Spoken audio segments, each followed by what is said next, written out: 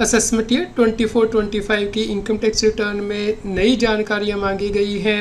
ये जानकारियां पहली बार मांगी गई हैं असेसमेंट ईयर 24-25 से। जो व्यक्ति ये जानकारियां नहीं देंगे या फिर सही जानकारी नहीं देंगे, उन्हें इनकम टैक्स डिपार्टमेंट के द्वारा नोटिस जारी किए जा सकते हैं। तो कौन सी नई जानकारियां मांगी गई है इनकम टैक्स रिटर्न में, इसके बारे में हम इस वीडियो में डिस्कशन करेंगे। CS Satbir Singh YouTube channel पे आपका स्वागत है। इनकम टैक्स रिटर्न को फाइल करना डे बाय डे डिफ़िकल्ट होता जा रहा है, क्योंकि टेक्नोलॉजी भी चेंज हो रही है, इनकम टैक्स के रूल एंड रेगुलेशन भी चेंज हो रही है। लेकिन आप हमारे यूट्यूब चैनल को यदि सब्सक्राइब कर लेते हैं तो आपको इनकम टैक्स के अपडेट रेगुलरली आपके मोबाइल पे ही मिलते रहते हैं, जिससे कि आप इनकम टैक्स की कॉम्प्लायंस आसानी से कर सकते हैं।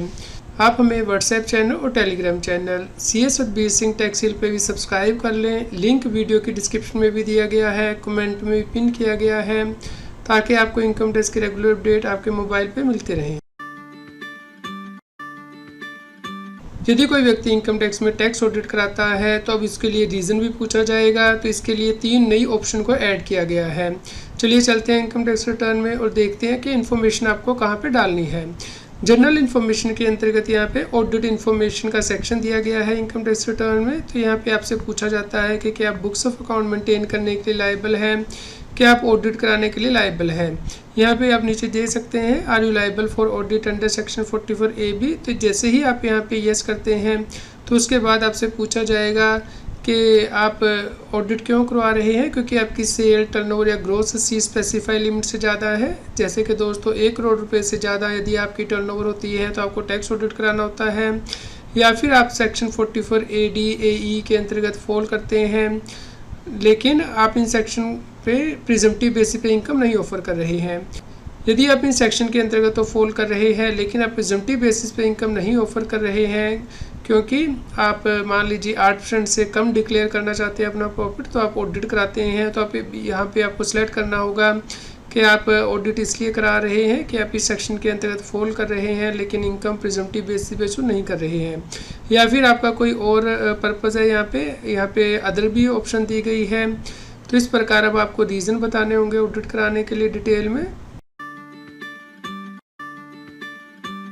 जिन व्यक्तियों की टर्नओवर स्पेसिफाइड लिमिट से ज़्यादा हो जाती है, या फिर जो इनकम टैक्स एक्ट के अंतर्गत ऑडिट कराने के लिए लायबल होते हैं, उन्हें ऑडिट रिपोर्ट चार्टर अकाउंटेंट से लेनी होती है, और चार्टर अकाउंटेंट ये ऑडिट रिपोर्ट जारी करते हुए UD नंबर भी जनरेट करता है, यानी कि यूनिक डॉक्यूमेंट आइडेंटिफिकेशन नंबर। अब टैक्स ऑडिट रिपोर्ट का एक्नॉलेजमेंट नंबर और UD नंबर आपको अपनी इनकम टैक्स रिटर्न में भी भरना होगा। तो इसके लिए भी चेंजेस किए गए हैं इनकम टैक्स रिटर्न में। चलिए समझते हैं कि चेंजेस कहाँ पे किए गए हैं। तो इसके लिए भी आप जनरल इन्फॉर्मेशन की टैब में जाएंगे। यहाँ पे ऑडिट इन्फॉर्मेशन के अंतर्गत ही चेंज किया गया है। जो व्यक्ति टैक्स ऑडिट कराने के लिए लायबल है, उन्हें फिल करना होता है कि क्या उनके अकाउंट ऑडिट किए गए हैं अकाउंटेंट के द्वारा। तो यहाँ पे जैसे ही वो यस सेलेक्ट करेंगे, उसके बाद यहाँ पे उन्हें डिटेल फिल करनी होती है, जैसे कि date of audit report, date of furnishing of audit report, किस ऑडिटर ने साइन किया है, उसका मेंबरशिप नंबर क्या है, नेम ऑफ द ऑडिटर और proprietorship form, PAN of the proprietorship form, Aadhaar number of the proprietorship. यहाँ पे देखिए acknowledgement number of the audit report, ये मैंडेटरी फील्ड अप किया गया है, और इसके साथ ही जो UD नंबर है वो भी आपको फिल करना होगा जब आप अपनी इनकम टैक्स रिटर्न फाइल करेंगे। इस प्रकार ये बहुत बड़ा बदलाव है। जो व्यक्ति टैक्स ऑडिट कराने के लिए लायबल है, वो इंश्योर कीजिए कि टैक्स ऑडिट टाइम से कराएं, क्योंकि जब वो अपनी इनकम टैक्स रिटर्न भरेंगे उसमें उन्हें एक्नॉलेजमेंट नंबर भी भरना होगा ऑडिट रिपोर्ट का, और UD नंबर जो कि चार्टर अकाउंटेंट के द्वारा दिया जाएगा वो भी भरना होगा। अब आपको अपनी इनकम टैक्स रिटर्न में अपने सभी बैंक अकाउंट डिस्क्लोज करने होंगे, भले ही वो आपके अपने नाम पे हो, या फिर जॉइंट अकाउंट हो, सेविंग अकाउंट हो, या फिर करंट अकाउंट हो। तो चलिए समझते हैं कि ये अकाउंट आपको कहाँ पे रिपोर्ट करने हैं।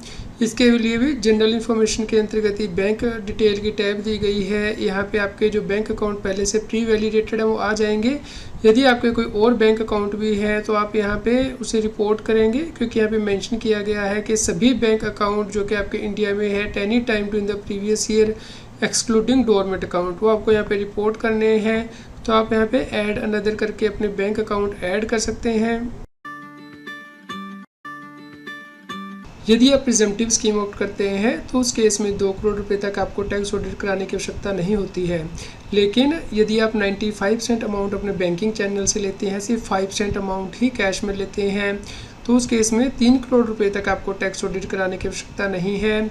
और प्रोफेशनल के केस में 50 लाख रुपए तक आपको टैक्स ऑडिट कराने की आवश्यकता नहीं है। ग्रॉस रिसीट यदि आपकी रहती है 50 लाख रुपए तक, और यदि 50 लाख से ऊपर है 75 लाख रुपए तक है, और आपकी 95% जो रिसीट है बैंकिंग चैनल से हैं, तो आपको टैक्स ऑडिट कराने की आवश्यकता नहीं रहती है। तो इसके लिए अब नए चेंजेस किए गए हैं ITR फॉर्म में। तो इसके लिए आप यहाँ पे profit and loss account schedule में क्लिक करते हैं ITR 3 में। उसके बाद आप नीचे जाते हैं प्रिजम्पटिव इनकम में, यहाँ पे ऐड डिटेल करते हैं। तो अब यहाँ पे देखिए बिजनेस के लिए जो सेक्शन 44 AD है वो उसमें भी अब चेंज किया गया है। यहाँ पे रिसीट इन कैश की जो रो है वो अलग से दी गई है, और any mode other than A and B वे अलग से दिया गया है। तो जो अमाउंट आप कैश में रिसीव करेंगे वो आपको यहाँ पे एंटर करना होगा, और एनी अदर मोड का मतलब है कि जो कि आप बैंकिंग चैनल से नहीं ले रहे, यानी कि अकाउंट पे ही चेक या अकाउंट पे बैंक ड्राफ्ट से नहीं ले रहे हैं। यानी कि मान लीजिए आपने कोई बैंक ड्राफ्ट या चेक रिसीव किया है लेकिन वो अकाउंट पे ही नहीं था, तो उससे भी माना जाता है कि कैश में ही पेमेंट हुई है। तो इस केस में आपको any other mode A and B में इसकी एंट्री करनी है। इसी प्रकार प्रोफेशनल के केस में भी आपको अलग से डिस्क्लोजर दिखाना है कि रिसीट इन कैश आपका कितना है टर्नओवर का, और any mode other than A and B कितना है।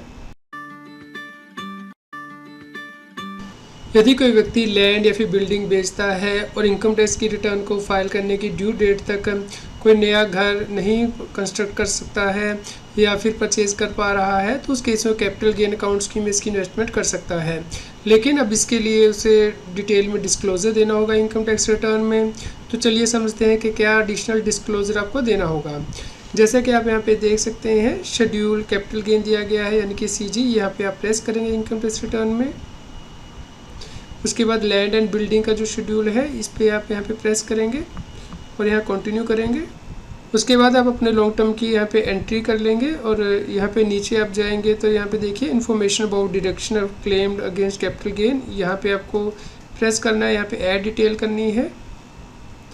तो यहाँ पे आप जो डिडक्शन क्लेम करते हैं, जैसे कि आपने रेजिडेंशियल घर बेच के नया रेजिडेंशियल घर खरीदना है और कैपिटल गेन अकाउंट स्कीम में आपने इन्वेस्टमेंट कर दी है, या फिर 54F जो सेक्शन है, यानी कि आपने other than residential house sale किया है कैपिटल एसेट और उसके बाद रेजिडेंशियल हाउस परचेज करना चाहते हैं, कंस्ट्रक्ट करना चाहते हैं, तो इन सेक्शन के अंतर्गत आप डिडक्शन क्लेम करते हैं। तो आप यहाँ पे चूज़ करेंगे, तो यहाँ पे आपको डेट ऑफ ट्रांसफ़र भी बतानी है, ओरिजिनल एसेट की डेट ऑफ परचेज और construction of new asset, cost of new house, amount deposition capital gain account scheme before due date, ये आपको बताना है। इसके साथ ही अब आपको ये भी बताना होगा कि किस दिन आपने डिपॉजिट किया है अमाउंट, और कैपिटल गेन अकाउंट स्कीम का जो अकाउंट नंबर है वो भी अब आपको यहाँ पे बताना होगा, और जिस बैंक में आपने ये capital gain account scheme open की है उसका IFSC कोड भी अब आपको यहाँ पे रिपोर्ट करना होगा इनकम टैक्स रिटर्न में। तो जब आप अपनी इनकम टैक्स की रिटर्न फाइल करें, ये इंश्योर कीजिएगा जो सभी चेंजेस हुए हैं इन्हें करेक्टली आप रिपोर्ट करें अपने इनकम टैक्स रिटर्न में, ताकि आपको इनकम टैक्स डिपार्टमेंट से कोई नोटिस ना आए। यदि आपका कोई क्वेश्चन हो तो आप हमें वीडियो के नीचे कमेंट करके ज़रूर बताएं।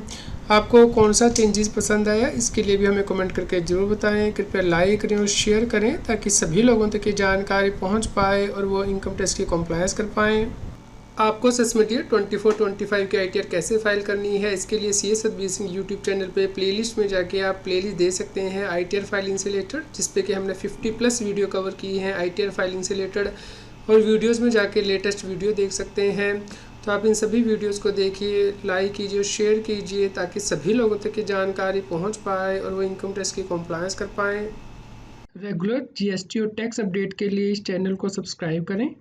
आप हमें Telegram app CS Satbir Singh TaxHeal में ज्वाइन कर सकते हैं ताकि आप GST और इनकम टैक्स के रेगुलर अपडेट अपने मोबाइल पर ही प्राप्त कर सकें।